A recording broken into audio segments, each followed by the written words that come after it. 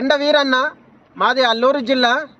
విషయం ఏంటంటే అల్లూరు జిల్లా ఉకంపేట మండలం సీడిపుట్టుకు వెళ్ళే వంతెన చిన్న వరద వచ్చిన ఆ వరద నీరు వంతెన దాటి వెళ్ళిపోతుంది.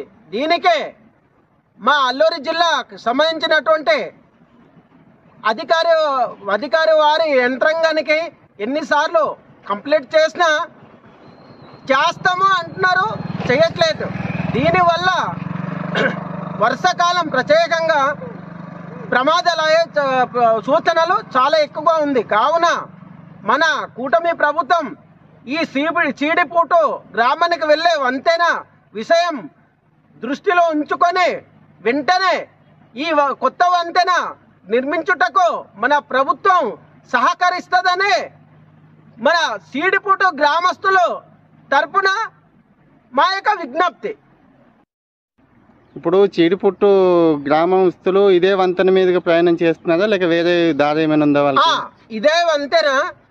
పొరపాటున గర్భిణీ స్త్రీలు అంటే వాళ్ళ పడేటటువంటి బాధలు, వాళ్ళు పడేటటువంటి ఆవేదన ఈ పంచభూతాలకి, భూదేవికి తెలుసు, మనకు పుట్టినటువంటి దేవుడికి తెలుసు తప్ప మన మనుషుల కంటే అర్థం కావట్లేదు. కాబట్టి సుమారు ఈ సమస్య మాకు మా చీడిపుట్టు గ్రామానికి వెళ్ళే వంతెన సమస్య సుమారు ఒక 10 సంవత్సరాల క్రితం ఉంటుంది.